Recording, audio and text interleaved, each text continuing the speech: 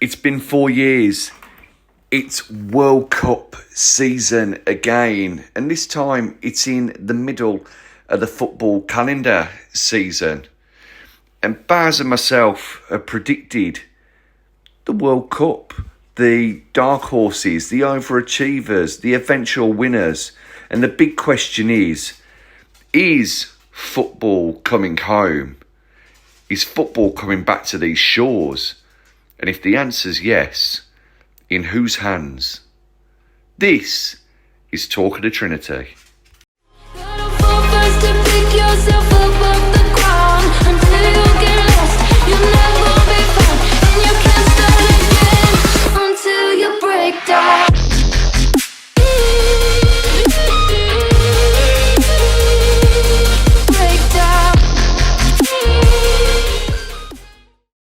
Hello and welcome to this special edition of Talk of the Trinity podcast. I am Baz Barrett.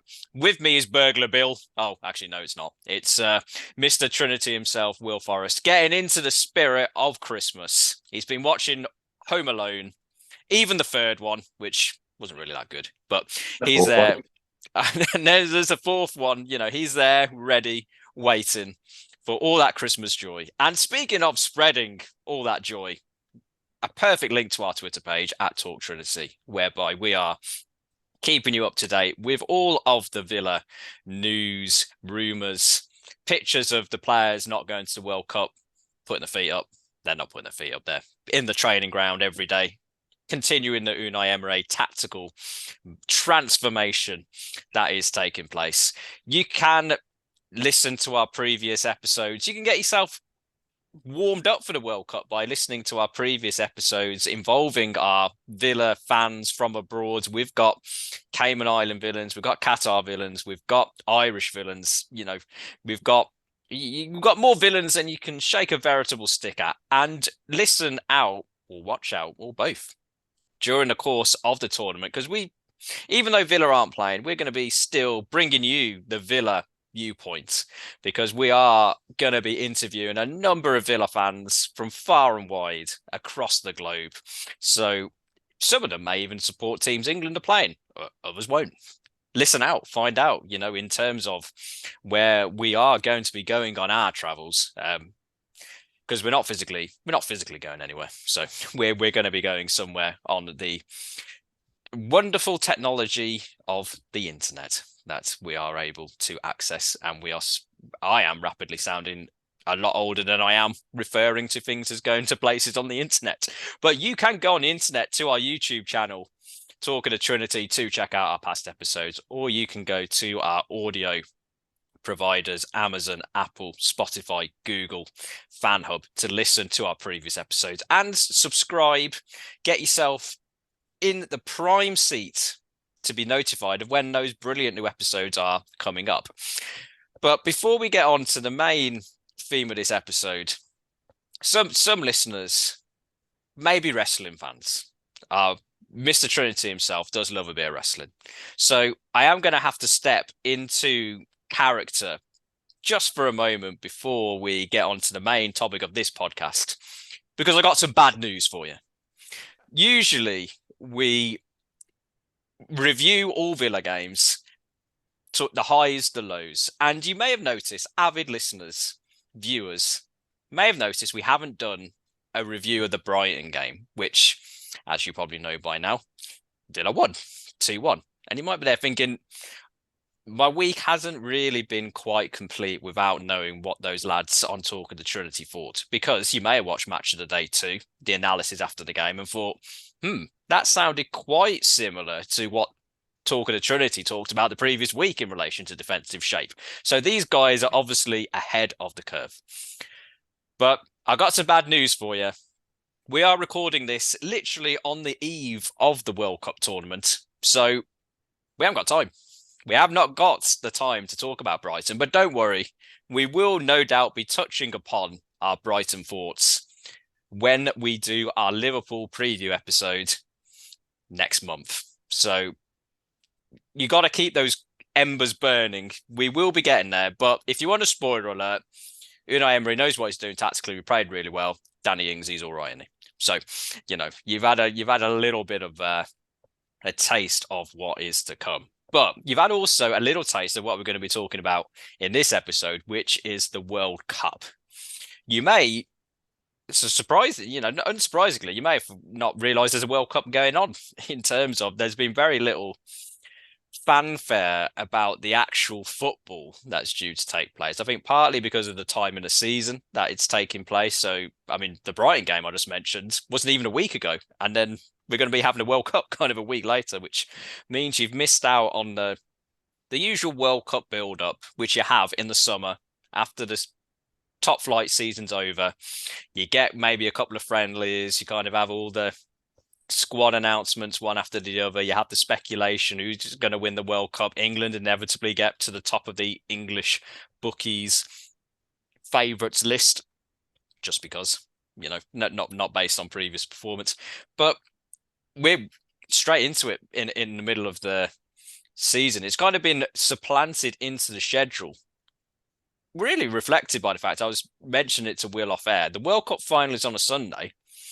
And then on the Wednesday, there's like League Cup games going on. So it's in terms of if you got a small space and you're trying to park your car and you're like, I can't really be bothered to drive around the block again. I can get in there if I try. That is this World Cup in terms of the schedule. It's like you're going in, even if it takes a few times to reverse and you're getting beeps from people trying to pass you. Yeah, it's this space. This is going in. But we are going to be bringing you our World Cup thoughts, predictions, which you can replay in a month's time to see how right we were or wrong, as the case may be. But before we get into the nitty-gritty of the World Cup, there's a question which I think a lot of football fans will have been asked in the build-up to this tournament. I know I've been asked by quite a few people. Being a well-known connoisseur of the beautiful game that I am, I can't go 10 feet walking around Morrison's without people tapping me on the shoulder. That's usually security asking me to leave. But in terms of the football, it's in Qatar. It's in the middle of the season.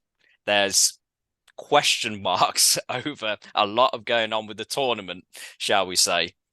First question for my co-host. We're going to go in hard with this one. What are your thoughts about this World Cup and actually supporting it, watching it, previewing it? You conflicted at all, or is it this is the football, we're going to focus on that? Yeah, conflicted, a little bit conflicted. I haven't got excited by it at all. I don't really get excited by internationals. When England play, unless there's a Villa player playing for them. And if Southgate had left it just a day or two longer, then Danny Ings would have been in that England squad, obviously. You would have been, I just say, you would have been gutted if you were Mrs. Ings, based on the fact that I think I saw his wedding was taking place today in Barbados or a similarly tropical island. That is probably something I should have told you off air first, the spoiler alert. But on the plus side, it's not the end of it's not the beginning of the end. It's just the end of the beginning. So, there's still if you believe the rumors, Harry Styles has just split up with Olivia Wilde. Crumb of comfort, maybe. Whichever way you want to go with that one. But oh yeah, Harry Styles is all right, isn't he? But before I drop that bombshell, what are your thoughts about the World Cup? Morally speaking, I think it's an awful place to host the World Cup. There's questions and there's the rumours that there was bribery for them to get the World Cup, and I don't think many people would think that wasn't the case, especially since Infantino lives over that side of the world. I'd say in terms of just because our lawyers are getting involved, I think Sepp Blatter was in charge of FIFA at the time of the votes, and I think there was an investigation. Well, funnily enough, FIFA did an investigation saying there wasn't any bribery, which was perhaps an unsurprising outcome of a investigation conducted by yourselves in relation to your own process. But yes, it's in terms of the double whammy of Russia and Qatar both being announced as hosts at the same time, does look. It's dodgy. It's dodgy to say the least, especially when you hear the news today that Michel Platini says we rigged France '98 so that France wouldn't play Brazil until the end. I'd say that was slightly different in terms of if you've got a tournament, you rig it as much as you can in terms of within the rules of the scheduling. I mean, in terms of like England at home, we play all our games at Wembley. In terms of that, I mean, Yeah.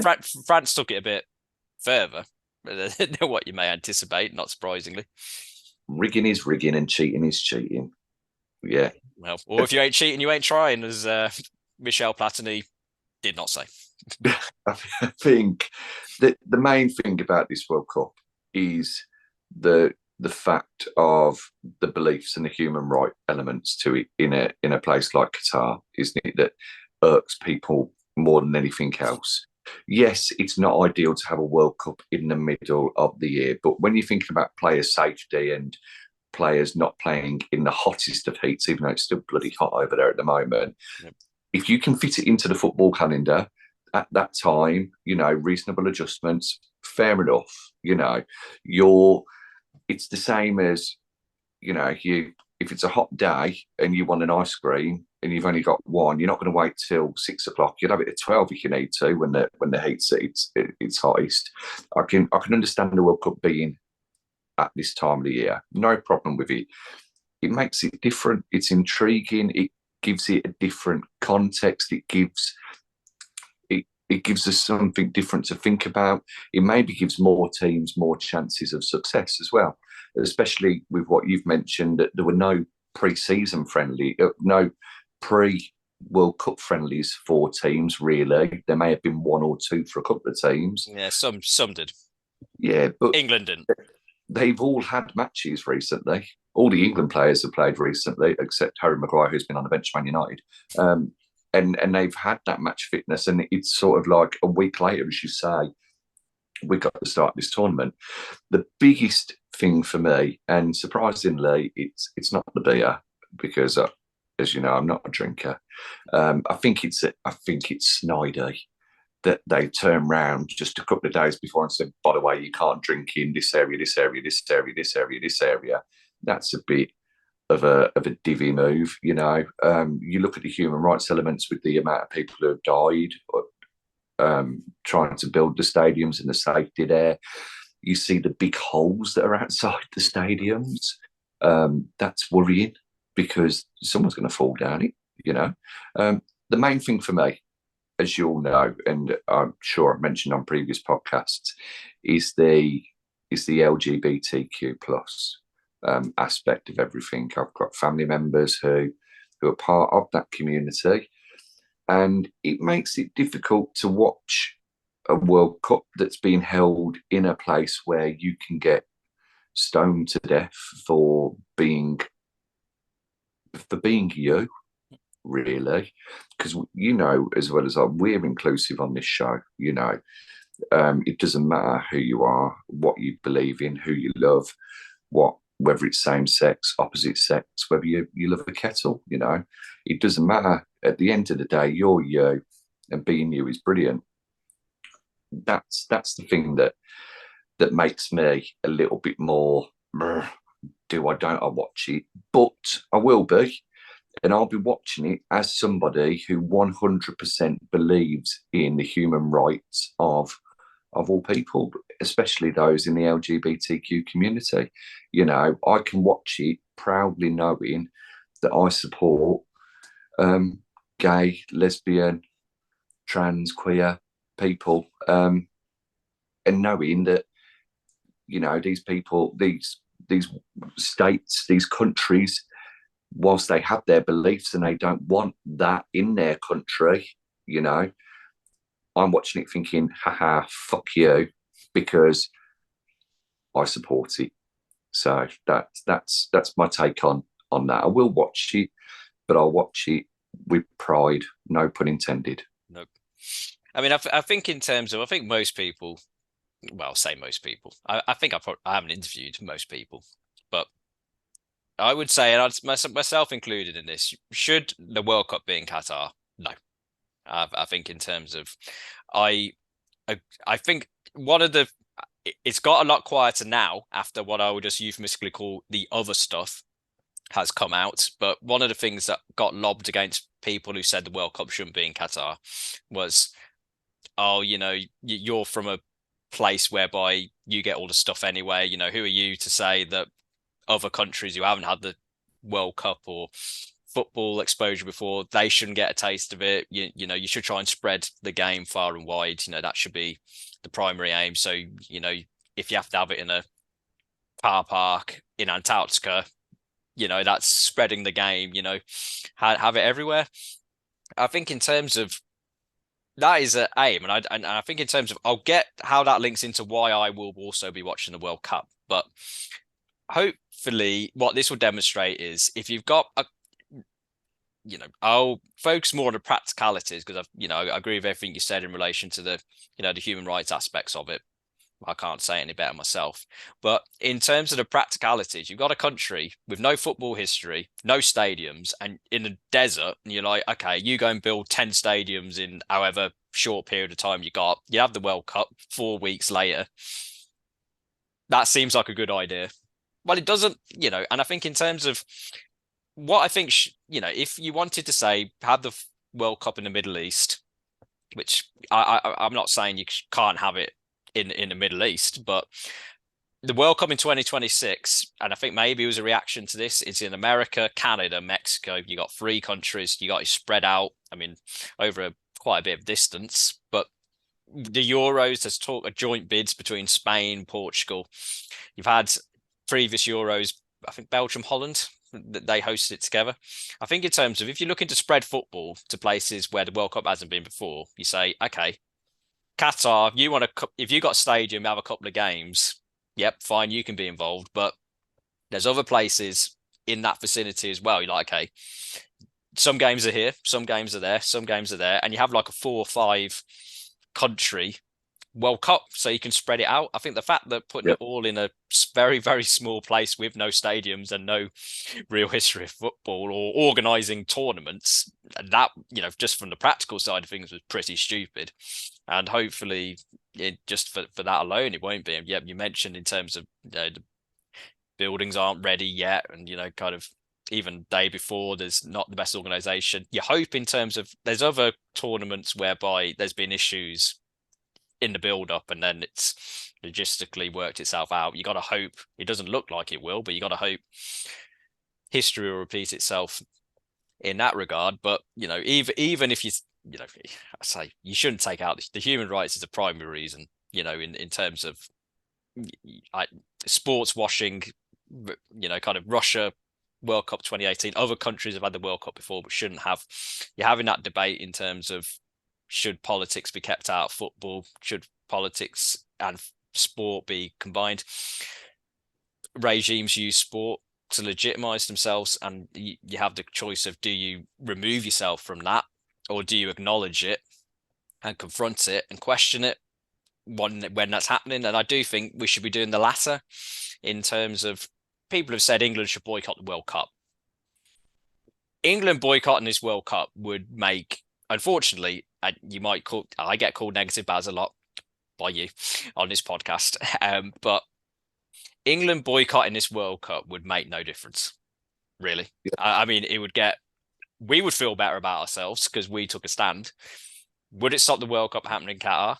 No. Would it stop the human rights abuses that are going on? No.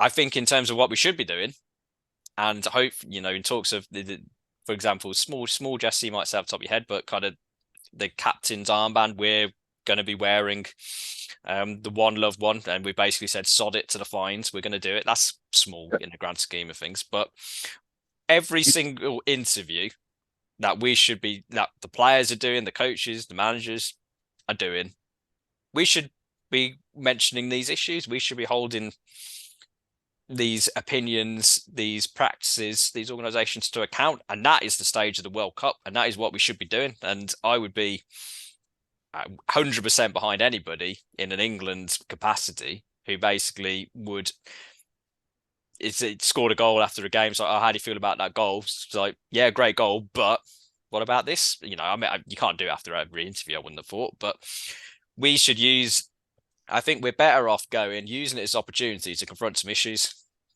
And I look at it from the player's perspective, and I think this is often overlooked in terms of maybe not so much from England players, but there's a lot of players who the World Cup is the only time they're going to get to go to a World Cup, and it's the pinnacle of their career.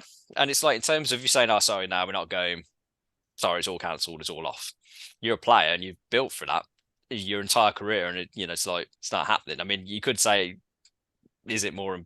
Some sacrifices are worth making, but I think in terms of generally in history, what regimes don't like is it's in terms of outside scrutiny and outside embarrassment. And I think we could use this World Cup as a turning point. I think we could really put some pressure on in terms of I'm interested to see what BBC and ITV, Sky, other such. I mean, Sky, because the tournament's not on Sky, they might pretend the World Cup's not happening for 4 weeks and just focus on whatever sport they've got going on kind of in the background.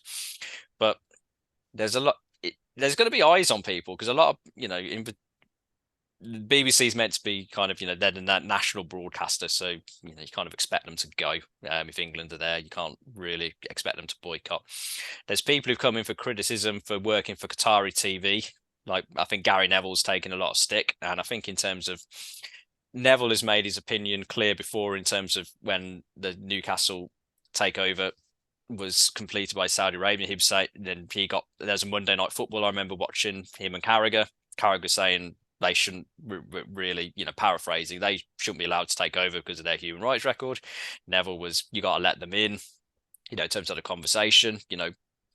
I didn't agree with that perspective. I don't agree with Neville going to take. I think there's one thing going working for the BBC. There's another thing going working for a Qatari state channel taking the Qatari money. I think that's something else entirely, and I think he's wrong.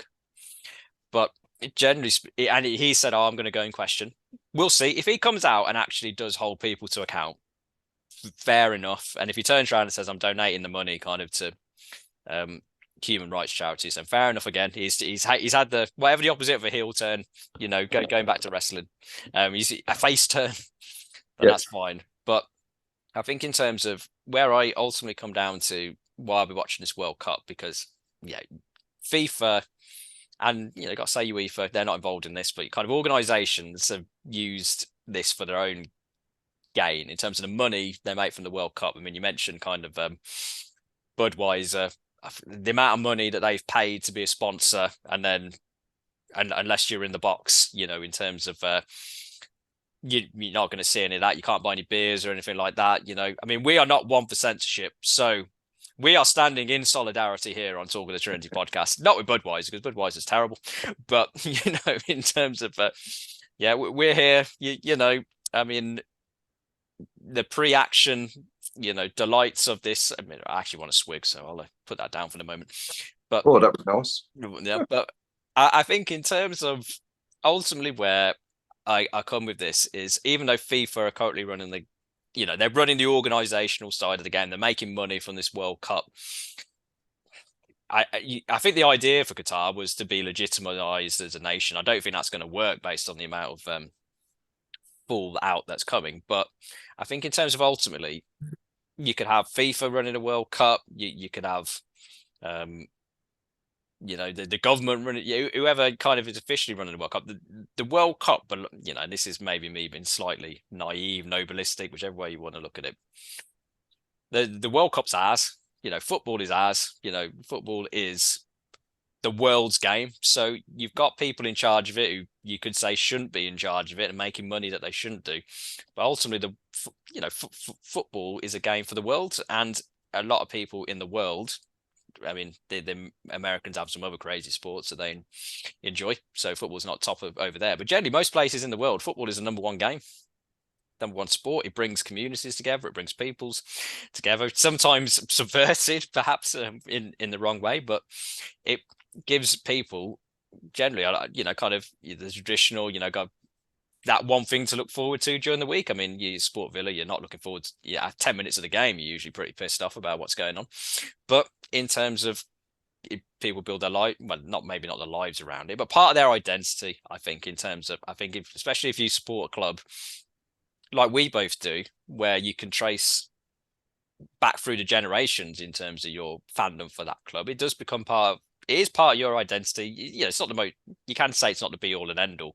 And I think football ultimately, football means nothing football means everything. And, a cliche like that means, I think, in terms of, this is the tournament being in Qatar is a dark day for football. And I do think in 10 years, I mean, people are looking back at it, already looking at it now going, it shouldn't be there. I think in 10 years' time, definitely people will look back and go, what the hell were we doing there? It shouldn't be there. But did you just stop football because people who were in charge of an organization made the wrong decision? I I don't think mean, I don't think you should. no, I completely agree. And you're right. It's the world sport. It's a festival, isn't it, for the world?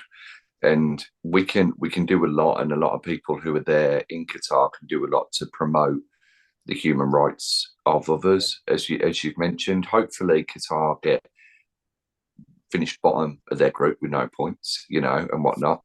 But I just want to go back to one other thing that you mentioned, and you said how it was only a little thing that we're doing, but actually, I'm going to disagree ever so slightly with you, and that's the one love armband that England are wearing. I think there's a couple of teams who may be wearing it. I think Wales are as well. Yeah, I think there were 9 at time recording who said that they were intending to wear it. I don't think it's a little thing. I think that's a big thing in itself, because when you think about the number of people who have been watching the World Cup, whether that's live, which will be millions to potentially billions of people, when you look back over the years and people say, "Oh, do you remember that World Cup? Oh, let's watch the highlights."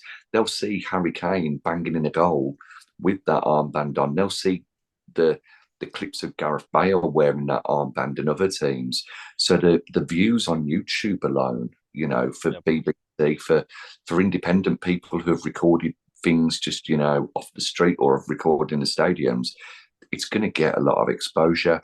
One of the other things that you'd hope that they maybe do, whether they will or not, is something like rainbow laces, some of the players, because again, it's promoting. But I think everything that you said there, mate, you're spot on. And hopefully people like Gary Neville and some of the others who have taken those opportunities to work for Qatar or Qatari based businesses can use it as a platform to promote the things that should be happening and that are right in the world.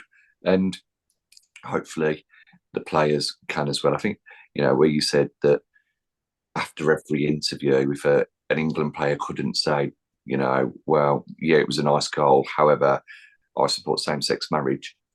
They should, they should have it on their t-shirts underneath.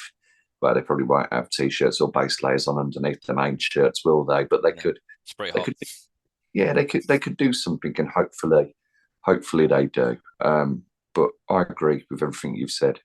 No, I mean, in terms of, I think the armband, I agree with you. It's an important statement that should be made. I meant in terms of it's not going to stop somebody being stoned. No, I But know. but I mean, Yeah, in terms of, I agree in terms of the eyes of the world are going to be on it, and people who can make statements like that should do. And in terms of, it's not just, I think in terms of, because the World Cup's in Qatar and it's Qatar's policies which are in the eye because they're hosting the World Cup.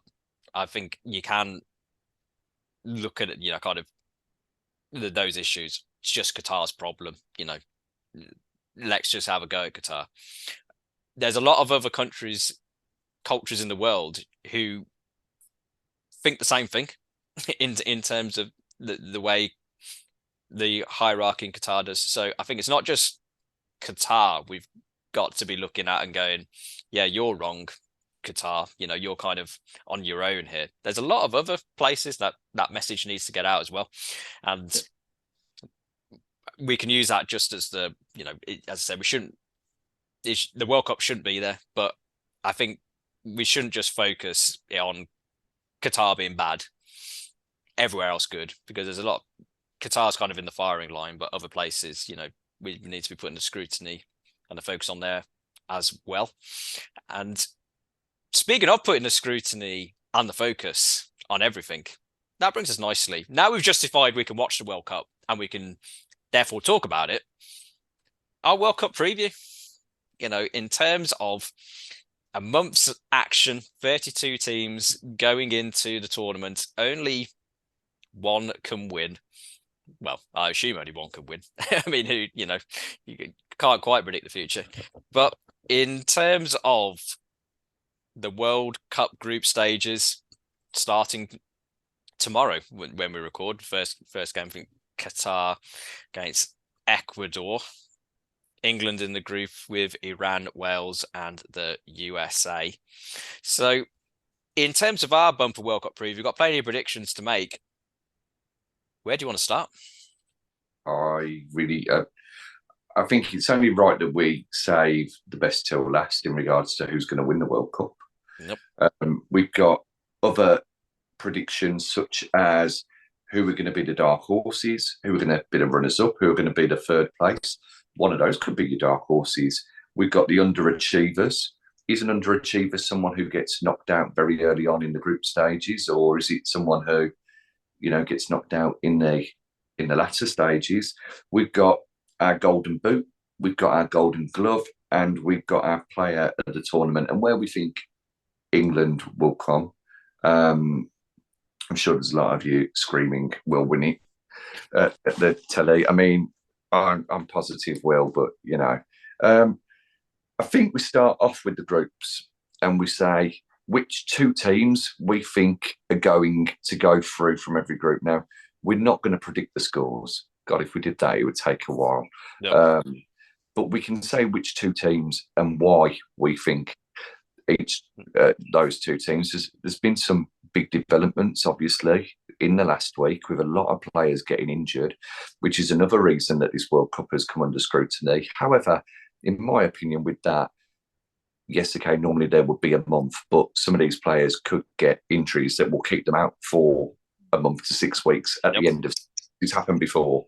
It's unfortunate for these players who have been working as hard as they have done to get into a World Cup squad. Reece James, absolutely fantastic, heartbreaking for him.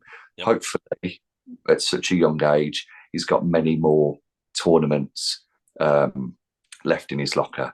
But, when you look at somebody like Sadio Mane, who's, 30, you do worry that maybe the next World Cup that comes around may be a bit too late for him. Hopefully not.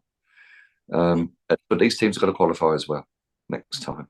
Well, yep, they do. That is always the lottery. I mean, in terms of the European champions, Italy, not in this World Cup.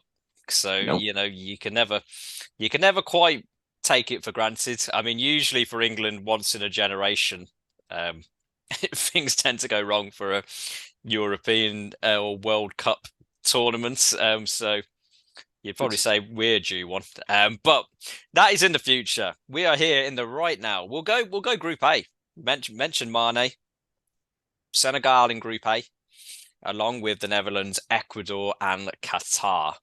In terms of the two teams going out of that, well, the two teams going through, we'll say, to clarify that, you're 1 and 2 in that group.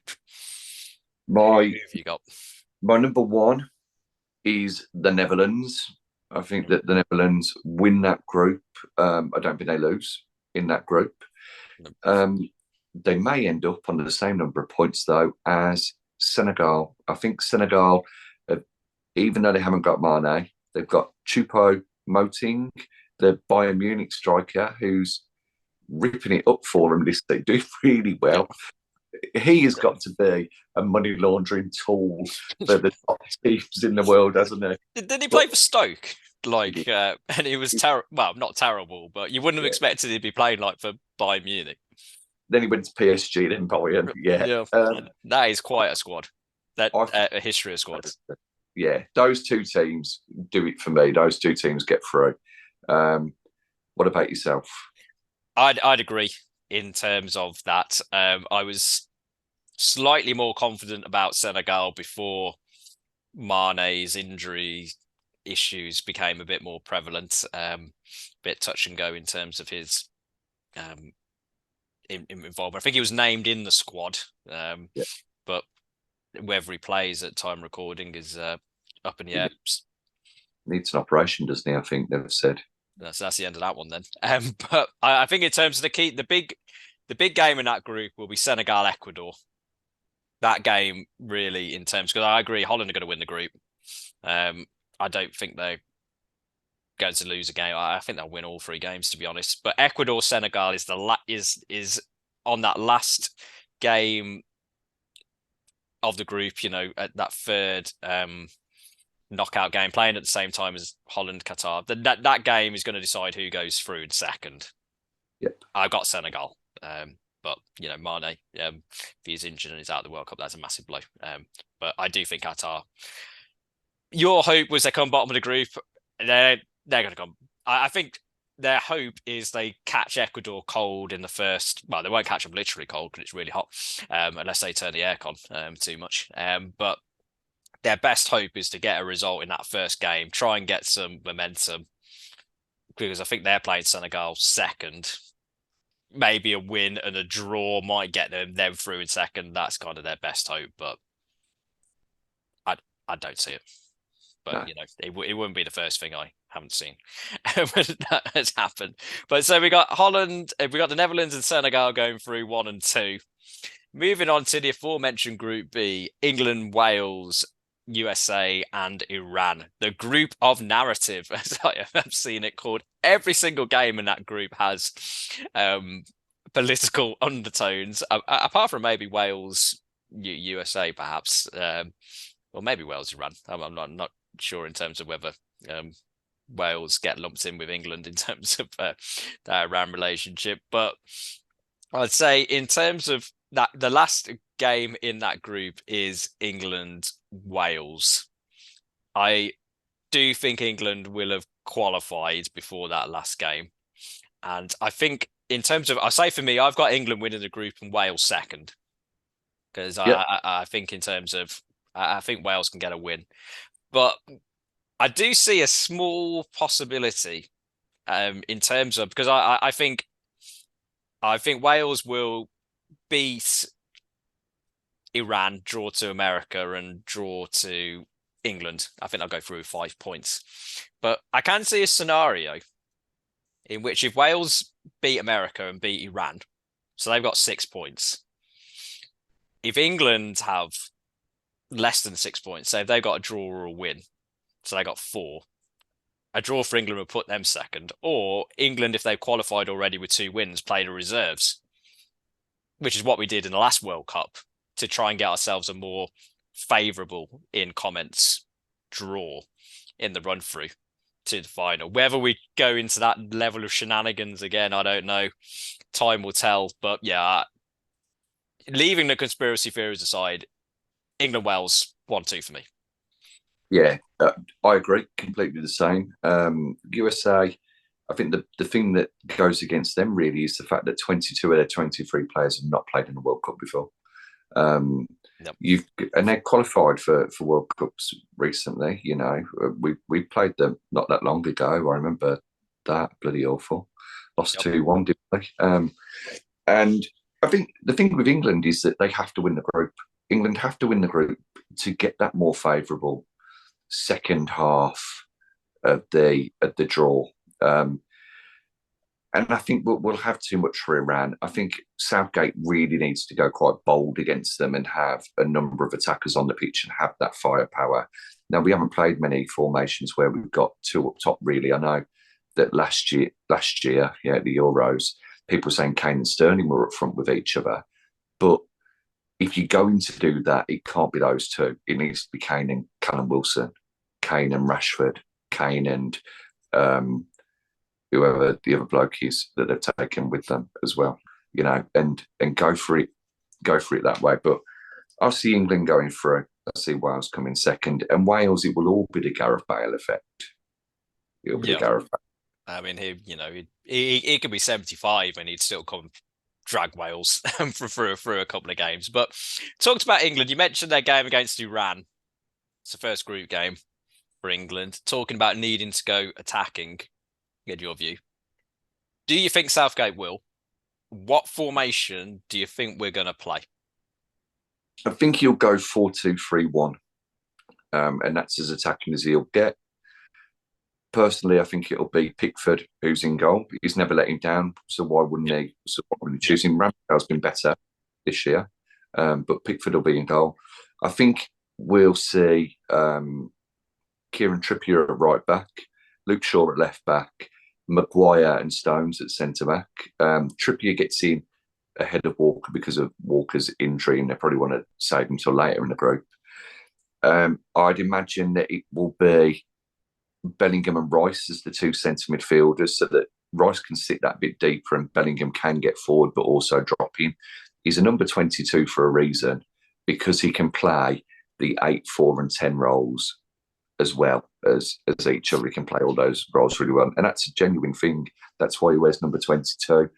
I'd imagine that further up the pitch, you'll have your Raheem Sterling, you'll have your Mason Mount, Harry Kane. And if it was me, I'd go with Jack Grealish, and I'd tell Jack Grealish to do Jack Grealish things, get on that ball, drive at them, win the fouls. We saw that when he did that at the Euros last year, it gave England a spark.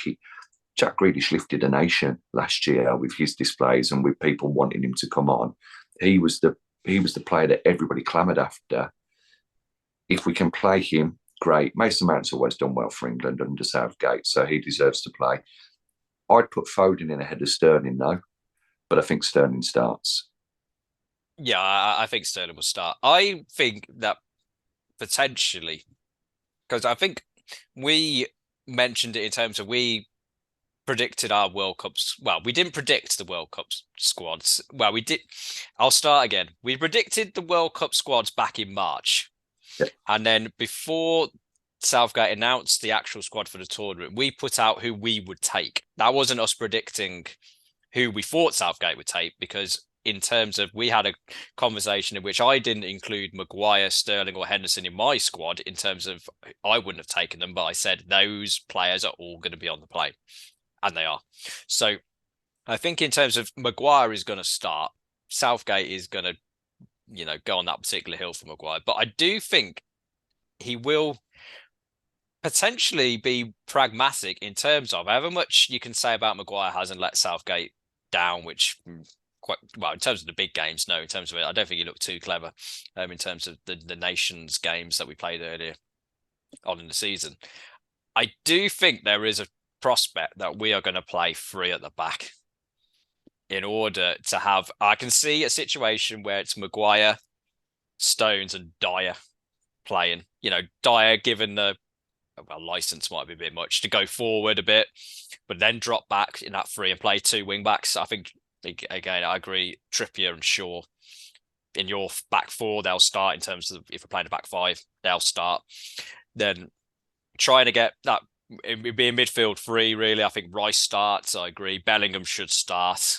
I think potentially he could be one of the real bright sparks in this tournament from an English perspective. I mean, he is a great player, and and I think he could have a really good tournament. Then Kane is first name on the team sheet. He starts, and then you're looking in terms of, you got your 2 other places. As I said, I think he'll play Sterling, and then I think the other player you got maybe you got Mount or a Foden. Personally, I play Foden, but I think Southgate will play Mount just because Yeah, there's also Saka.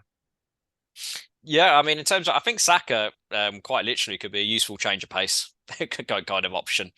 I mean, you got to hope in terms of, you're almost tempted not to play your preferred system in the group stage, hoping you should get enough out of you should be able to beat Iran and America without playing your best team or your best system, to then unleash something different in knockouts where the echelon of quality you think is going to step up. But yeah, I can see us giving as much cover for Maguire as possible if we're going to play him. Well, he did that. He did that, didn't he, in the Euros? When you think about that game against Ukraine and how different we were against them, and okay, they went down to 10 men, if I remember rightly, and we went 4-0 up, but we kept that ball superbly, running the clock down for the last 10 or 15 minutes or so. So I think you could be onto something there. Yeah. But yeah, so we both, so far, we're 4 for 4.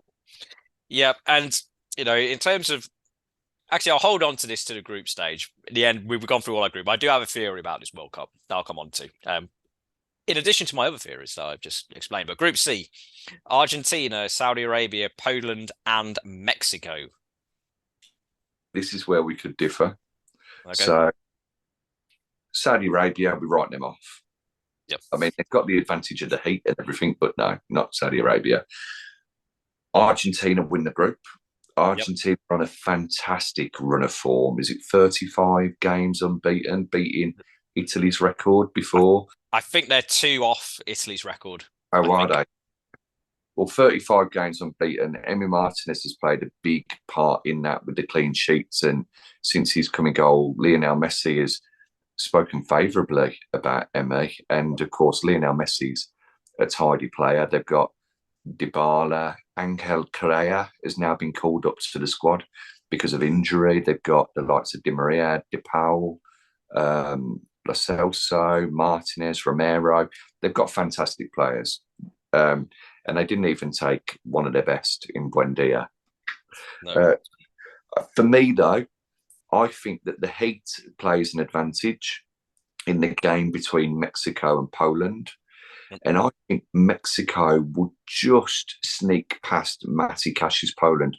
Robert Lewandowski, one of the best strikers of the last 10 years, one of the best strikers in the world today. I don't think he'll be able to do enough. I don't think Poland will be able to get more than, they'll get a lot of draws. They're that sort of a team, aren't they, Poland, really? I know they beat us 2-1 in the League of Nations, but I don't see them progressing. And I think in itself, that is a bit of a shock. In what may also be a shock. I agree with you. I do. I think in terms of Argentina win the group, Mexico second in that group. I agree. I think the heat is a factor. I don't think this is a vintage Poland team in comparison to previous incarnations. They've still got Lewandowski, who is like a time machine of a player. But yeah, I think it's going to be that important game, and as you identified in that group, Mexico v Poland opening game. And it's one in terms of usually the mantra is don't lose the opening game, don't lose. It can be quite cagey, but whoever gets the win in that first game is going to be wide open because they're both playing Saudi Arabia after that. So you're thinking, oh, we got 2 wins already lined up kind of after that. So leaving the other team having to beat Argentina realistically to go through if you've lost that opening game. So I can see, yep, I agree with you. I can see Mexico nicking that. And then they have Saudi Arabia in that final game of the group stage. A win would take them through, you think. I mean, if they can get a point against Argentina, then I think that pretty much would put them through if they win the opening game. Poland will be looking at the same thing. But, yep, Argentina, Mexico, for me, we agree. So we are 6 for 6 so far. So we can see if this streak is going to continue. When we move on to Group D with Tunisia, Australia, France, and Denmark. I mean, for me, I think it's going to be a tight group. Not in terms of between who's going to go through and not, but in terms of who's going to top the group. Because I can see in terms of, I think Denmark and France are going to come top 2 teams in this group. I think France will just about top the group. And it's going to be on goal difference, goals scored. I think they both going, because in terms of, I can see France and Denmark being a draw. Because in terms of, I think the other 2 teams, I think both Denmark and France will be thinking, yeah, we can beat Tunisia and beat Australia. We're pretty much through. I mean, in terms of, in the way the fixtures line up in that group, France, Denmark is the second game in the group. So France, Australia first, Denmark, Tunisia first. So you'd think if they both win their opening games, it's like, okay, who we got in the final game? France are playing Tunisia. I mean, there's undertones to that game, but Australia, Denmark. So if you're Denmark and France, you're thinking, I got decent last games. Don't need to do anything stupid in the middle game if we won the opening game. I can see that playing out a draw. So for me, I've got France, Denmark. I too have got France and Denmark. I think that France will blow everybody away. I think that they'll put a number of goals past Denmark, really because of Kylian Mbappe. They've got a good young team there. A couple of surprises in their selection. And I'm not saying this just because I'm claret and blue.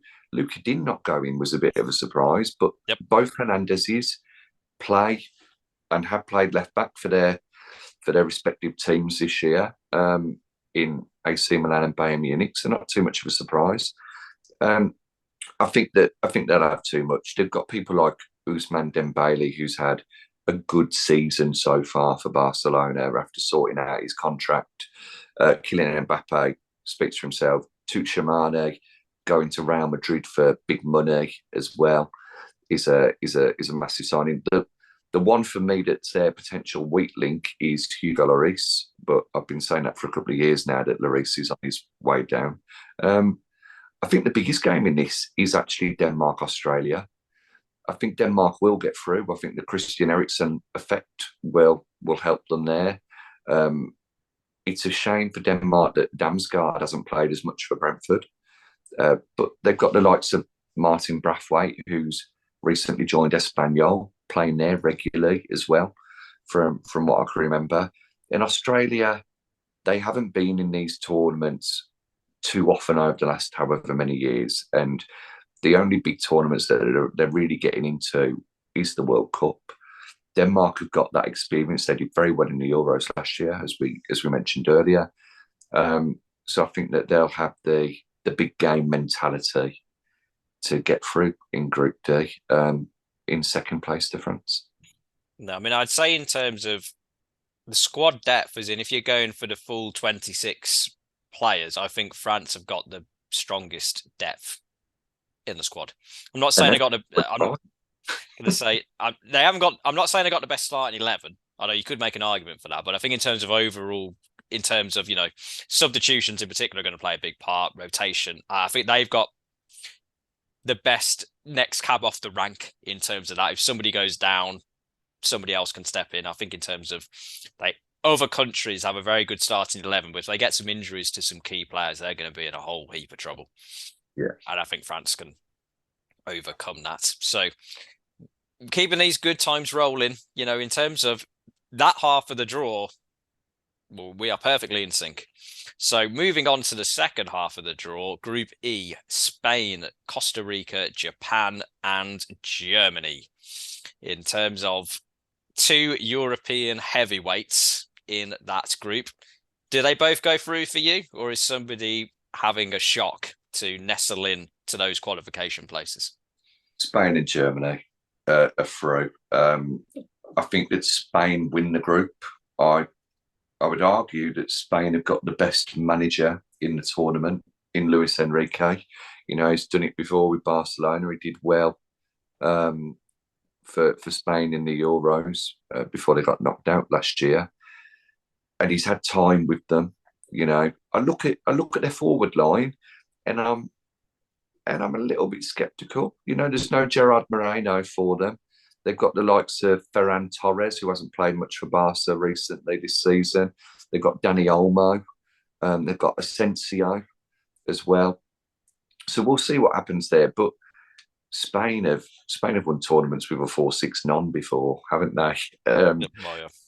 And Germany, I don't think Germany are the team that they normally are, but we always say that going into a tournament about Germany. But I think it'll be those two. I think Spain top the group and Germany finish second, and then Costa Rica, Japan, they flip a coin to see who comes third. Yeah, I mean, I agree with you in terms of those two. I think those are the two that go through. I mean, in terms of, I was tossing and turning in terms of which team I think are going to top the group, because I have the Spain-Germany game as a draw.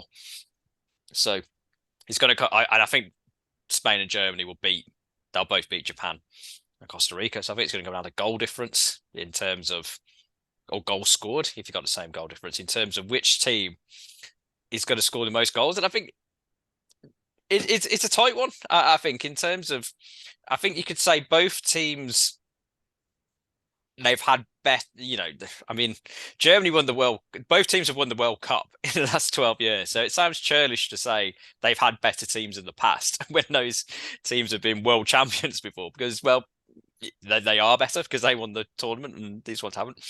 So I think it's a tight one in terms of which team is going to top the group.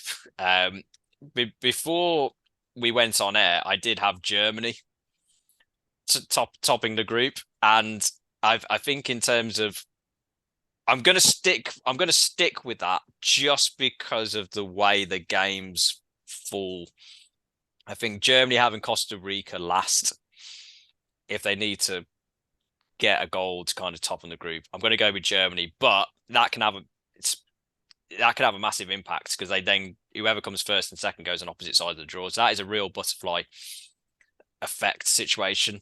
And there's always, you say you can't write off the Germans. And I think before the last World Cup, the warning signs were there that they were not going to do very well. But it's like they're Germany, they always do very well.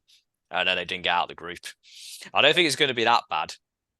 And there is also an element of thinking, well, England beat them last year in the Euros, so they can't be that good. But World Cup 2002, nobody fancied Germany, got to the final.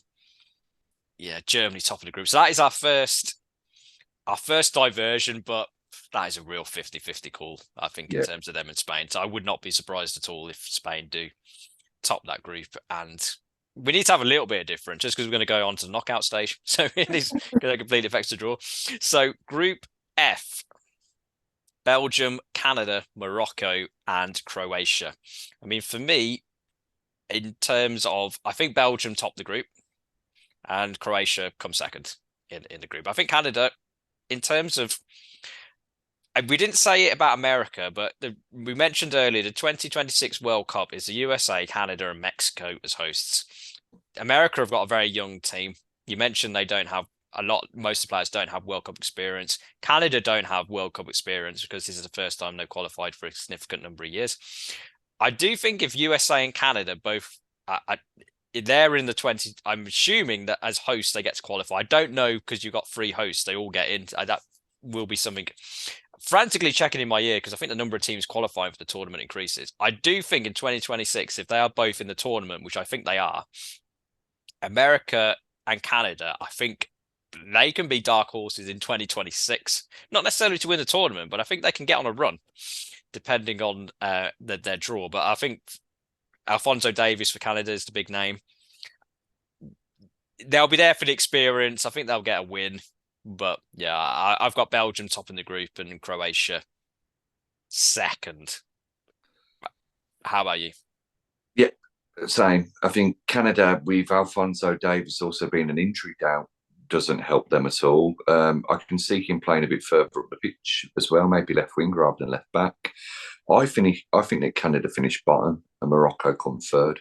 I've got Croatia, the ageing Croatian team, who were always dark horses, it would appear, coming second. And Belgium, it's now or never for them. It's like the England golden generation, isn't it? And when they've got, and I'll go on record as saying this, as midfielder, not attacker, the best midfielder in the world playing for them in Leander Dendoncker, Kevin De Bruyne. No, you're right the first time. I think that they win that group, and it doesn't matter who's up front for them. They've got world class finishers. Kevin De Bruyne puts it on a plate. So for me, Belgium and Croatia are through. Yep, I would agree with that. Group G, Cameroon, Brazil, Serbia, and Switzerland. I tossed and turned again in respect of my second place team in this group. So I'll let you go first. Who have you got is your top 2? This could be the first difference. I too was unsure. There's 3 teams that could join Brazil in going through. So Brazil are top for me.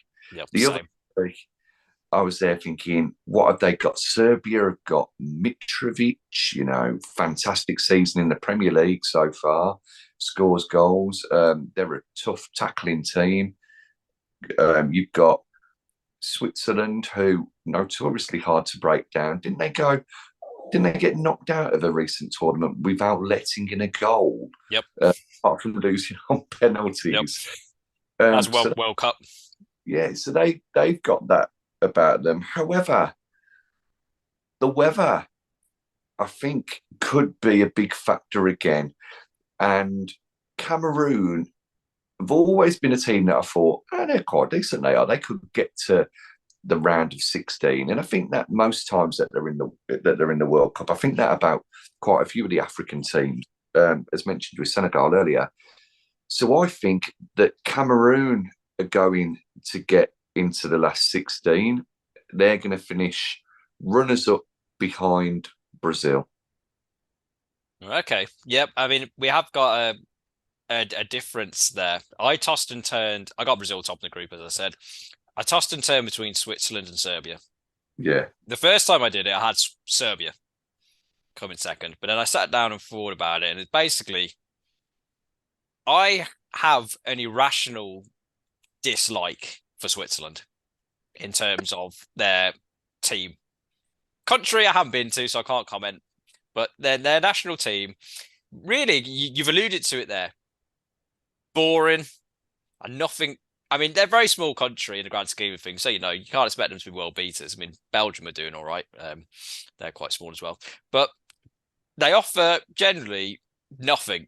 They're always there in the tournament in the last 20 years. Don't offer anything really. There's no.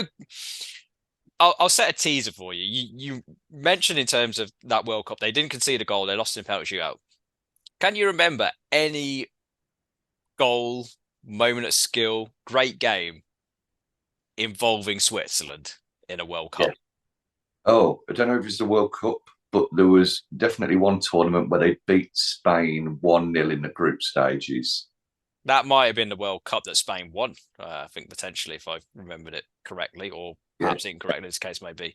And But, also the overhead kick from Shaqiri. well, demonstrating why I went for Switzerland, because my dislike for Switzerland is irrational. So I was there thinking, I got Serbia because I don't like Switzerland. It's got to be Switzerland to go through. I've got to counteract my irrational behaviour. So that is why I've gone for Switzerland. Very in-depth football reason as to why I think Switzerland are getting out of the group.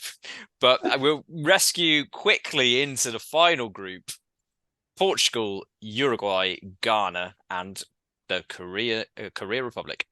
Again, I think there's a toss-up, but you could argue again similar. I think the team who tops the group, I think Portugal will top the group. Although I can see a scenario whereby they implode. Now, I think in terms of we haven't got this as a category, but if we had a category of teams, I think most likely to implode in the group stage, of teams you expect kind of to do quite well, I think Portugal are up there. Probably they are the team I think are most likely to implode. But I'll go with my gut, and I think they will top the group. And then for me, it's between Uruguay and Ghana. And I think this could come down to goal difference between the two. I've gone for Uruguay to come second, but if you're going to say, nah, it's going to be Ghana, I haven't got much to counteract that because I think Ghana are a good team. So I think it's close. I've gone Portugal, Uruguay. How about you? Well, I've got Korea Republic bottom. This for me could got a legitimate reason for being a group of death in many ways. Korea Republic could do quite well. They did well at the World Cup that they hosted, but it was those three teams, and there was one point where Portugal didn't get through because they imploded because of the whole Ronaldo stuff and whatnot that's gone on. Though it shouldn't really affect them. However, you look at their team on paper and you see the names Ronaldo, Felix, Bruno Fernandes, Guerrero, Ruben Diaz, amongst others, and you think actually no, they've got something about them. When they've got Jose Sarr and Rui Patricio as their second and third choice goalkeepers, they've got a decent squad. So Portugal win the group for me. The next one came down to names more than anything else. It was a close one again, but I think that Uruguay have got a bit more bite about them. So they get through with Suarez, Cavani, Bentancur, and a very informed Valverde. I think that Uruguay will get through. I was close to putting them top as well. But no, Portugal and Uruguay for me. There we go. So we have completed our run through of the group stages, and we do have one of the categories that we're going to have a prediction for, underachievers of the tournament. We've said all our teams think we're going to go through. Have you got, as your underachiever of the tournament, a team who have not got out the group stage? My underachiever have got out of the group stage. Same with me. So we are rolling on in terms of the last 16. And in terms of, I don't know if you want to, some of our games are going to be the same. Some of them are going to be different based on our predictions. But in terms of the underachiever of the tournament, do they go out for you in the second round? Or do your underachiever roll on? Second round. Same for me. So do we have the same team or not? You're about to find out. So who are your underachievers? They're going out in the second round despondently with the boos ringing in their ears. Who are the underachievers? It's going to be very, very different to the World Cup in Brazil for them, where there were boos in their match, but for the home nation. For me, my underachievers, as you probably figured out, and a team who I'm not too sure about, is Germany. They're my underachievers. Germany are out in this round. They're going home. They're getting on that jet plane. They won't be back again. Nope. And it's them, so they'll win it. Yep, get your money on them. Who I've got as my underachievers go out in the second round as well, and it's directly linked to the prediction we had in the first round, where we had different teams topping the group and coming second. Because in your draw, Germany play Belgium in the second round, if I've got that right, in terms of your draw, and you've got Belgium beating Germany for Germany to go out to be underachievers. I've got Belgium as my underachievers. Okay. Because in my draw, I've got them playing Spain. I think Spain will beat Belgium.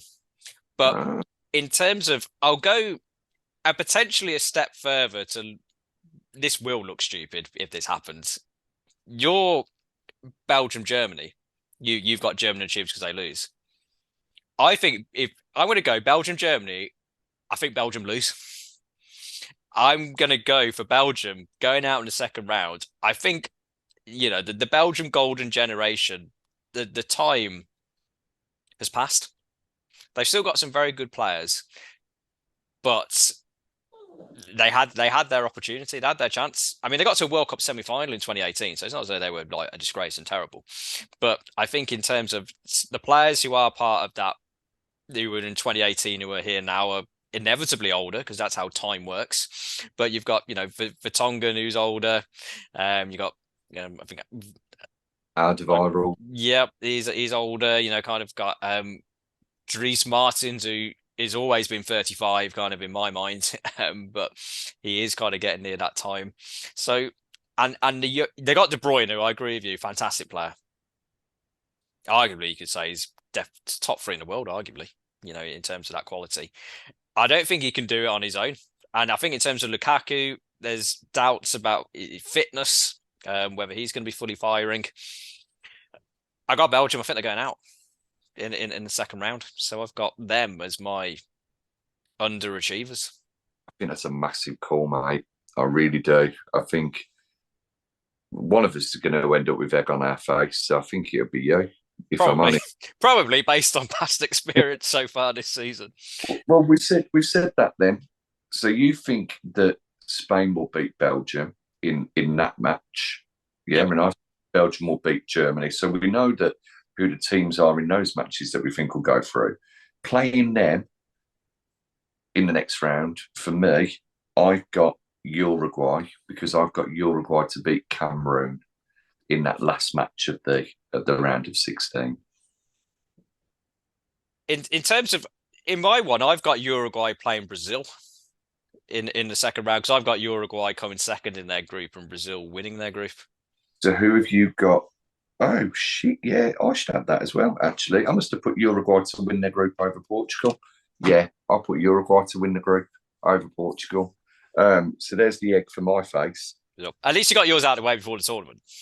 So you've got Portugal versus Switzerland. Switzerland. So who wins that one? Portugal.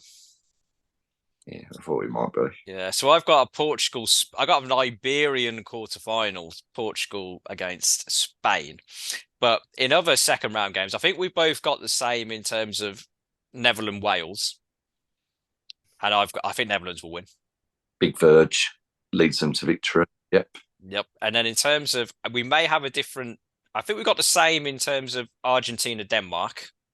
I've got them in a second round game, which I think Argentina will win. Then Yep. the flip of mine is different because of the Spain Germany dynamic that we talked about. I've got Germany Croatia in a second round game, which I think Germany will win. And then, as the aforementioned, I've got Brazil Uruguay because I think Uruguay will come second in the group. I have Brazil beating Uruguay.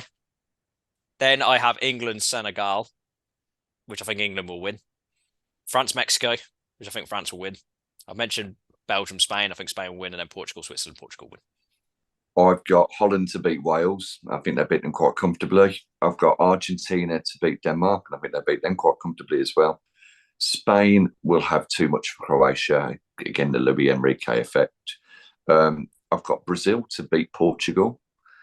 I've got England to beat Senegal. France to smother Mexico. Belgium to beat Germany. And Uruguay to beat Cameroon. I'd say Brazil Portugal will be a great second round game. Mate, it'd be amazing. That because they get the language well, isn't it? You know, Brazil speak Portuguese. Yep. So let's see what happens there. There we go. So we are in the quarter-final stages. We've got divergent draws in terms of some of the games. In terms of your dark horses, are they going out in the quarterfinals in your prediction, or are they rolling on to the semis? They go out in the quarterfinals. Now, the one thing I found quite interesting with mine is that every team that won the group gets through to the quarterfinals. In my one, Yeah, I'm looking at mine. I've got England, France. Not quite for me because I got Spain, and they come second in mine. That's the only one. The rest, in terms of Holland have got coming top, Argentina coming top, Germany coming top. Yeah, they're the only difference for me. That group, Germany, Spain. I think that's the discrepancy with us. I think my dark horse, the dark horse that I wrote down on paper, go out in this round. But when I look at how I predicted it all, there's another dark horse if you think who gets to the final and whatnot. But the one team who for me are a dark horse, and they're always a dark horse, but they always have some sort of problem with Clarence Seedorf and Edgar Davids. Yep. And that's the Netherlands. And the Netherlands crash out of the quarterfinals to the Argentinians this time. The Argentinians get their revenge after that beautiful Dennis Bergkamp strike against them in extra time to win 2-1. All those years ago, Argentina have got too much for them, and they get through. I think Leo makes a mockery of Virgil van Dijk, and we see Argentina advance.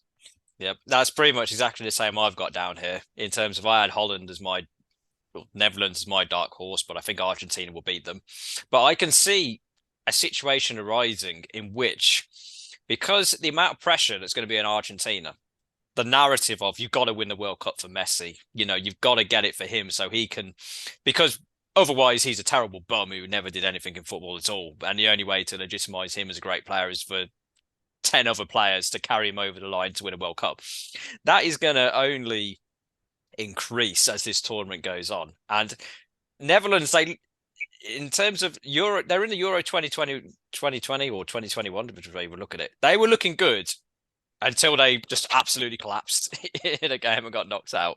So you always, as you said, you've always got to be wary about the Dutch in terms of whether they are going to collapse. Mm-hmm. So I can see an alternative universe where the pressure goes on Argentina and Holland get a result in the quarterfinals. I mean, I do think, as I've said, I do think Argentina will win, but I think not the realms. Yeah, the £1 million Messi question then for you, and question for our listeners, if you've got this far, I'm sure you have. Lionel Messi, does he have to win the World Cup to be the greatest player ever? Or is he already the greatest player of all time? Is he the true GOAT of football? I think neither. Neither. I don't think winning the World Cup makes him the greatest player of all time, and I don't think he is the greatest player of all time. Uh, I think in terms of he's obviously an exceptional player, and I think in terms of top five, top three, top 10, I think top.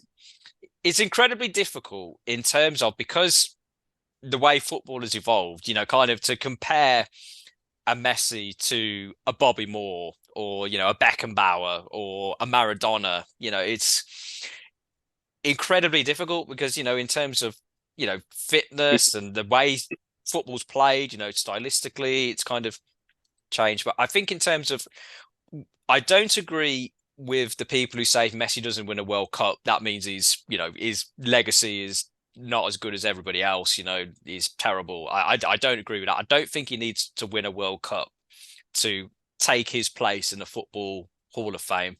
So I think his place is assured. But I would say in terms of like the best player of all time, no, I wouldn't have him as that. But he's certainly in the conference. Certainly top 10. You could say possibly. I mean, some people would have him as the best. At least I think you would. But yeah, I think in terms of best is so subjective, and in terms of it depends on the position as well. In terms of somebody who scores goals is different to somebody who stops goals, and in terms of midfielders doing all sorts. So I think there's a lot of things you could throw in, and also a lot of players who played football we didn't see because we weren't around them. So I think it's a tricky one. But I think in terms of he's top, yeah, I'd say top 10. I'd stop at top 10. It's a game of opinions, football, isn't it? That's why we love it as much as we do. I'm surprised, if I'm completely honest with you. But as you know, Lionel Messi, especially after finding out news about Danny Ings earlier, Yep. Lionel Messi in my top one. Yep. There's a lot of people who you can argue have been as good at or deserve that spot. The original Ronaldo, Yep. Pele, Ronaldinho, Maradona. Yep. There's calls for Eusebio. You've got players like Bobby Charlton who were absolutely phenomenal. Cristiano Ronaldo, of course. Yep. That's another debate, isn't it? Who's better out of Ronaldo and Messi? Yeah, and yeah, I think we should just enjoy them both, to be Yep. honest with you. I think in terms of I won't go too far into the Ronaldo Messi debate, but I think there's obviously a dividing opinion between Ronaldo, people who think Ronaldo, people who think Messi. I think in terms of if you think football is about natural ability and talent, just being in the moment, there's only one way you're going to go. If you think football is a game, you can make yourself the best, you can coach yourself the best, you can train yourself the best, you really put your 10,000 hours to it, you can make it. If football is you want it played by, I suppose, you could say by machines. You build yourself into kind Yeah, of that player. You go the other way, and I think there's no necessary right answer because they're two different styles of football. Ultimately in terms of which thing you value the most, and I think that's the way you go in terms of that I, Messi Ronaldo debate. I agree. Two fantastic careers where they're both absolutely world class players. And I think that if you were to ask people pre Piers Morgan's involvement, a lot would say Ronaldo. But if you were to ask them now, most Man United fans would be on Team Messi. But that's a podcast and a conversation for another day, Nope. maybe in pre-season when we can do our dream team of all time or whatnot. Yep. But Argentina beat Holland. My one then is Spain and Brazil. Yep. And you could have said that these are underachievers here because of getting knocked out. And you're probably going to guess who I'm going to say are going to go through because I've really bigged up their manager. He was one of my favourite players growing up, especially on Football Manager. Absolute Yep. machine. I don't think Brazil's squad and team is as dangerous as everybody says. Now, I was close to putting Neymar as top goal scorer. I really was. I think Neymar will have a fantastic tournament. I think he is genuinely one of the best players in the world at the moment. Maybe it's the team he's on, the chances he's getting, but he's scoring goals. He's confident. He's a player who's going to captain his country, and he's going to take the game to teams. He might try and do a bit too much. I see Spain being able to cut through Brazil like a hot knife through butter. Big call. Big call. Yeah, it is a big call, especially when Brazil have got the two best goalkeepers in the world. Yep. I mean, luckily, I don't have to worry about that because I've got Germany playing Brazil on my side of the draw, and I have Brazil beating Germany in the quarterfinal. I think in terms of what I said earlier, in terms of I thought France had the strongest squad depth in the tournament, and other countries didn't quite have that depth. You've alluded to it with Brazil, and I would agree. I think in terms of their starting 11 is as good as any in the tournament. If they got a few injuries, they could be in trouble. But we're going to look on the optimistic side. No injuries. I think Brazil get out of their quarterfinal. So the other side of the draw, we both got England, France for our quarterfinal. And for me, this answers the question of where do I think England will get to in this tournament, because I think France will win. I think England are going out in the quarters. Well, I got the same answer as you. You've been copying my test paper. I think France, whilst I do feel, and we talked about this off air, that England, whenever they come up against the big boys, they always bottle it. They didn't last time against Germany, and Germany may not be one of the big boys, but for England, they are one of the big boys. That was a hoodoo. That was a hoodoo to get off the back there. Yeah, there's a history to that game, and especially beating Germany at Wembley after Euro '96. That's a big thing. And losing the last ever match at the old Wembley to them, Dietmar Hamann, damn you. Yeah. I think in terms of Germany, we were playing the history, not the team. And then once we realised that the team wasn't as good as the reputation of Germany, we were able to get the result in 2021. Yeah. And I think the thing with France is that I just think that Southgate will get the tactics wrong against them. I don't know what the tactics should be against France. I think you've got to play them on the front foot, really. But I think we're going to get it wrong formation-wise, and that will allow Mbappe to get through and nick a couple of goals against us. So, unfortunately, France carry on. Yeah. I'll throw another one out there for you. Mm-hmm. Do you think that'll be Southgate's last game as England manager? I think there'll be a lot of pressure on him. I think if we lose to the eventual winners, I think that helps him in the fact that, okay, you lost to the best team in the tournament, so let's give you a little bit longer. Let's see how you do in the lead up to the next Euros. However, I also sort of think that you can't change a manager right before the Euros. It's got to be a new manager in place before then. Yep. Who else is there? And can Southgate learn enough about himself to see where he was wrong with them getting knocked out? I mean, there's daft talk about Steven Gerrard as the next England manager. Was that from Gerrard's agent? I think the only two people I would seriously be considering as England manager, and despite how poorly he started at his new club, I think if Graham Potter gets sacked, England jump in there straight away. I'd be going foreign, and Pochettino would be the man for me. I would agree with you in terms of going foreign. I potentially had Thomas Tuchel. I can see that. Just because in terms of Pochettino's a great coach, but in terms of international football, you don't get much time to coach. Whereas Tuchel, I saw at Chelsea, was thrown in with the players that he had, and it was like, get on with it. And they won the European Cup, didn't they? Like in terms of when he was in charge. So I think both are very good managers, obviously, from England perspective. I'll go for Tuchel. But I think this will be the end for Southgate. I think this is a team, I think this is going to be one tournament too far. And I think, I don't say that in terms of wanting to slag off Southgate, saying he's terrible and he's awful. I think it is it's not exactly a lot of competition, but he does take his place. We've got a lot of Hall of Fames going on tonight, but he takes his place in the England Manager Hall of Fame in terms of he is second. I'm going to give you another name that I think would be interested in it, but I don't think the FA would want him, and I don't think you would want him. Sam Allardyce.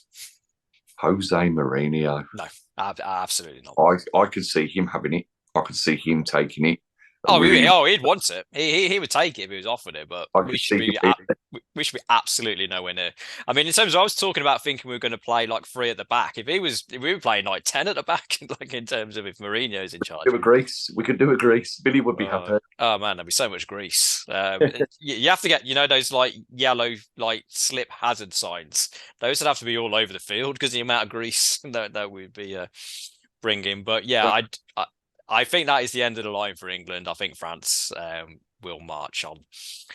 Then in terms of, I think we've got a completely different other quarter-final here based on our earlier predictions because I have Spain-Portugal, as I mentioned, in a quarter-final, a tasty Iberian clash. So I have Spain winning that. You've got a completely different game. Belgium, Uruguay, and I think that Belgium get through in that one again because they're a strong team.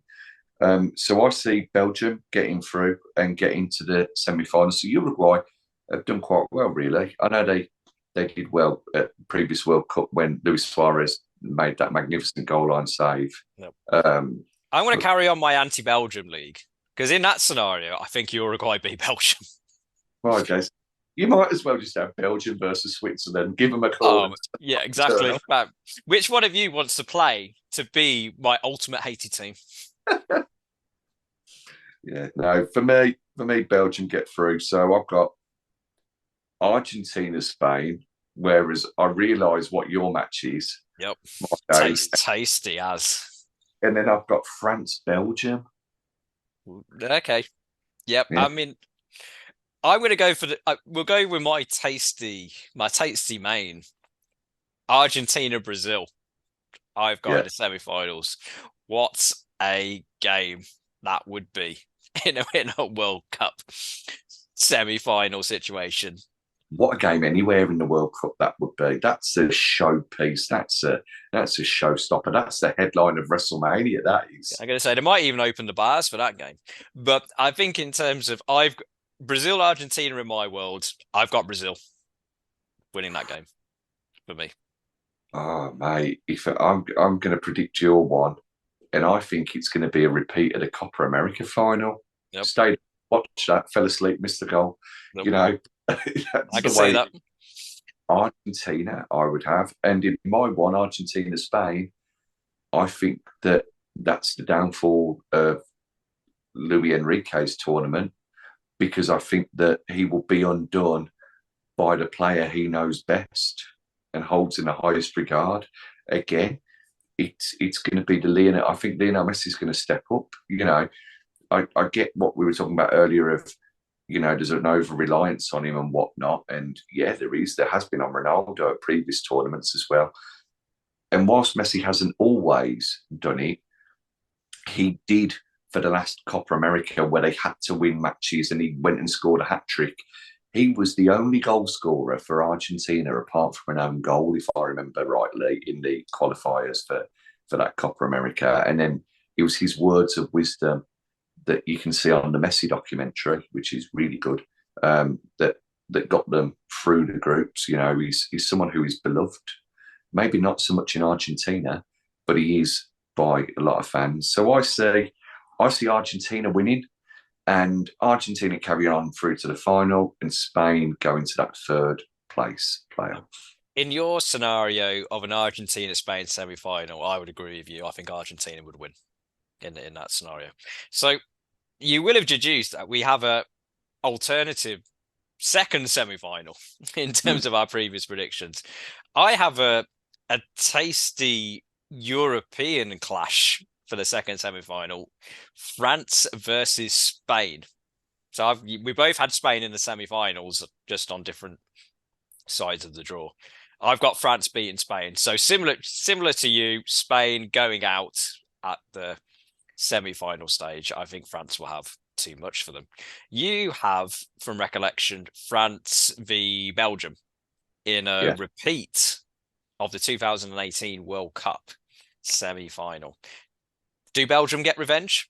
or is it the same outcome? Well, let's just say that the hot heat helps the Red Devils on this occasion. I think it'll be that Kevin De Bruyne magic. Oh man, you are going all in on Belgium here. I mean, we are, I'm going all out on Belgium, man. You're going all in. You could say they were my dark horses as well as Holland, really, because of how far they've got. I think Belgium will do it. I think Belgium will beat France, despite the luxury of depth that France have got. Belgium have got a fantastic squad as well. Yeah, okay, some of them are aged. I agree, but I think that Belgium will win this game, and I think it will be a close 2-1 victory for them. So for me, Spain versus France and Argentina versus Belgium. Is Martinez still in charge of Belgium? Yeah, I know. That's Yeah. what I thought. And so yeah, that is going to be one of the stories of the World Cup in terms of whether Belgium's golden generation can get it done, or they fall flat on their proverbial. So we have completely different World Cup finals. In terms of, I have Brazil versus France. You have Argentina versus Belgium. So in the spirit of, in terms of, we can predict each other's games as we go. So in my Brazil versus France final, a repeat of the 1998 World Cup final. I think it'd be the opposite result this time round. Well, before I was going to say, before you do that, what about your third place? No one cares about third place. Uh, but no. In terms of the third place, keeping up to date, I have Argentina versus Spain. I think that's my third place, and I've got Argentina. yeah, So okay. in my scenario, I've got Argentina coming third. So for yours, you've got Spain against France. Yeah, I'd have Spain to beat France as well. I think Louis Enrique. Oh, there's certain people who I'm proper loving in this. I think Spain would beat France. I think the fact that France lose to Belgium would be a massive psychological blow for them. So basically, we can both agree a country that speaks Spanish is going to come third. Yeah. There we go, sorted. And jumping on to the final, you may already have heard my prediction before we went back to the Losers' Cup of third place. But yeah, I've got Brazil beating France. So in terms of, I've got Brazil getting the gold, they're the winners. France runners up in that silver medal position. France, they're off the podium in yours. So you've got Argentina in the final. The Messi magic, is it going to get done against their opponents of Belgium, the dark horses, those Red Devils? Well, very quickly for you, if it was your World Cup, France are riding home with it again. Okay. History repeats. Yeah, they'll be singing Jules Rimet still gleaming in French. Yep. Or the Christmas Free Lions, whatever the version of that is in France. So I'd be interested then. Argentina, Belgium for you first, if you don't mind. Who are you saying? I think I know who you're going to say. Yeah, I think Belgium. No. Argentina. I think in that scenario, I think it'd be it'd be like a 2-0 Argentina victory for me. I think it's the fairy tale ending. And I don't even necessarily think that he scores in the final, but I think it's the fairy tale ending to the Lionel Messi career. And I can see it all playing out very nicely in the end. He wins the World Cup. We got a World Cup winning goalkeeper as well, in Martinez, who I think is going to be a big factor in this tournament. And I think that's how Messi winds down his international career before only having a year or two left in actual, professional career. So I've said it all along. I think, well, I haven't said it all along, really. I've said it since the start of the year or whenever we've been talking about the World Cup. Argentina remain my tip for the World Cup. Will they win it? Probably not, because I've tipped them. Yep. There are a lot of people's choice.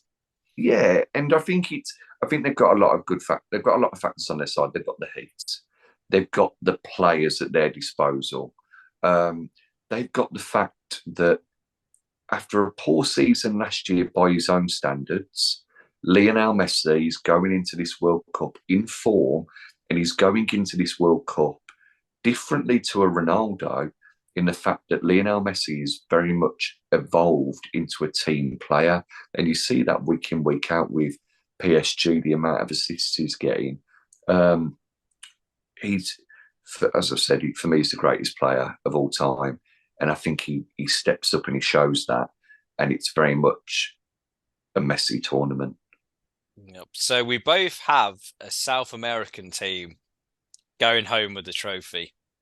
We both have a European team coming second. And we both have a Spanish-speaking team coming third. So even though our teams are completely different when we get to the business end, we do end up with that similar scenario. And for me, I've got Brazil to win the tournament, but if it's not Brazil, I agree, it will be Argentina. I think it's between those two. I think in terms of they've got the talent, and I think the setting helps the South American teams. Even though we both got a European team in the final, I think in terms of those small edges, the South American teams, I think I'll put them over. So a real kind of big tournament ahead. So in terms of, we got the winners, we got the podium, we've got the dark horses, we've got the underachievers. Golden boots. Does it come for you from the team who is going to win the tournament, or is it going to be from somewhere else?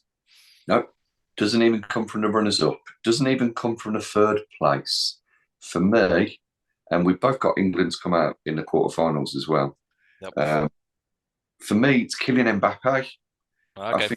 I think Mbappe is going to be the Golden Boot winner. I looked at all the other players, and the only other one who I thought, two that I thought could rival him, was one from your eventual winners, and that was Neymar. Yep. One from my eventual winners, and that was Lautaro Martinez of Inter Milan.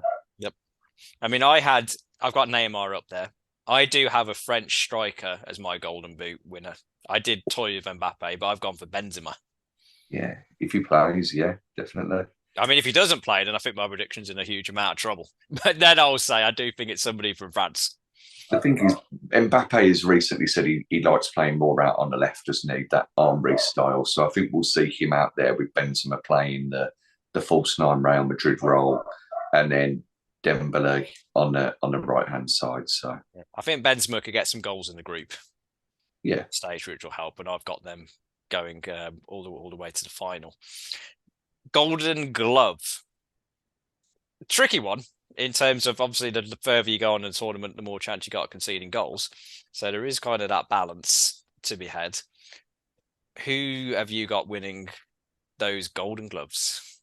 Well, there's going to be one person who I don't like, who's really likes me at the moment, and that's going to be Dave Martinez, Dance Dave, because I think Emi Martinez gets that Golden Glove.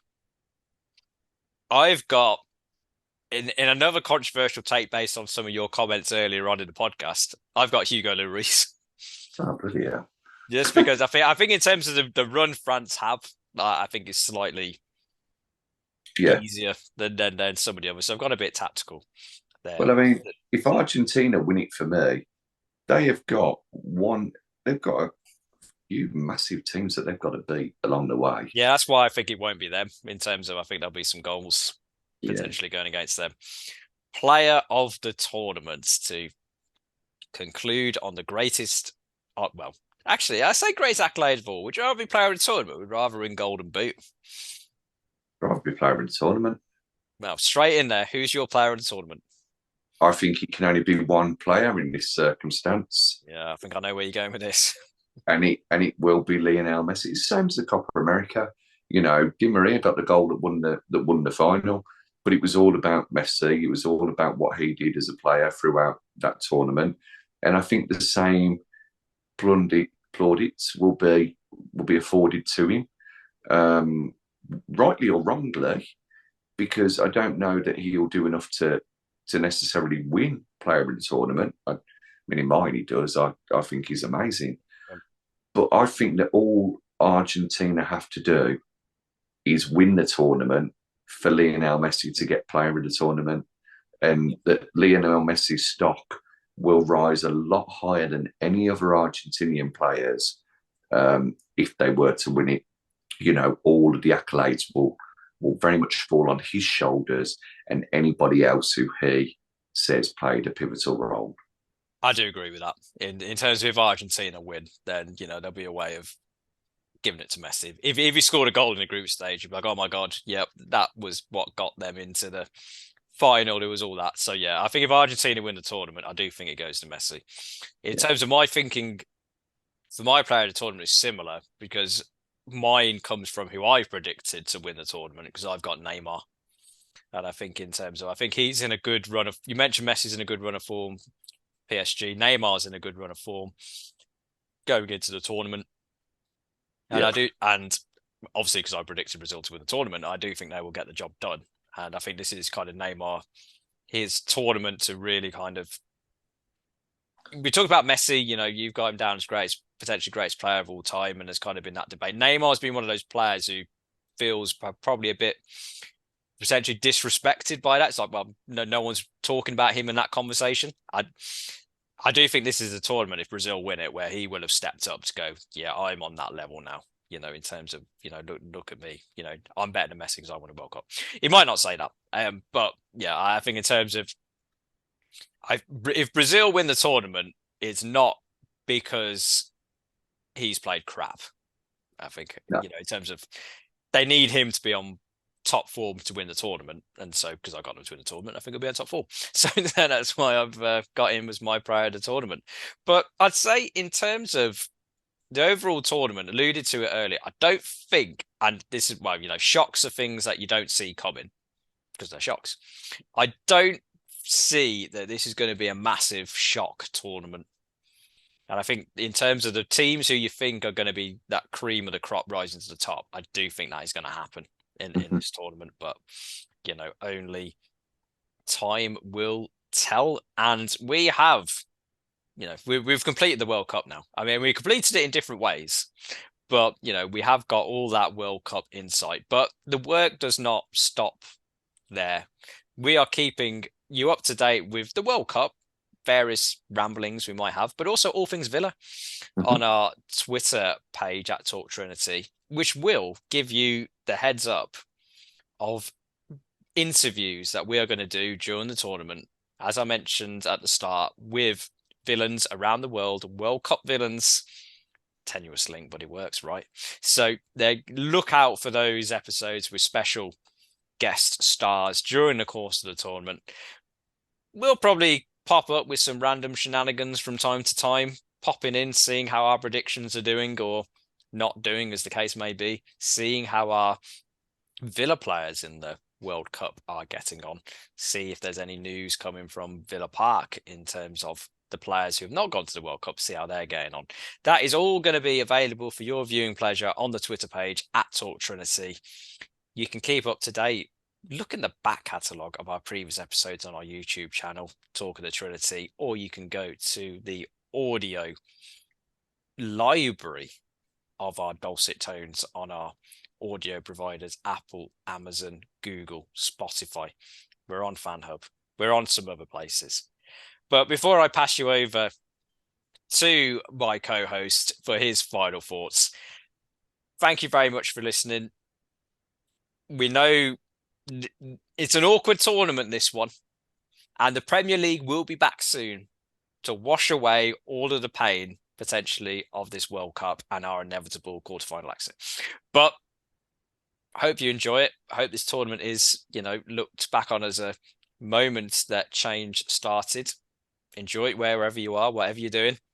And if worse comes to the worst, you can just laugh at our predictions when they all go to the proverbial. So thank you very much for listening, watching to this. We'll be back again with you soon.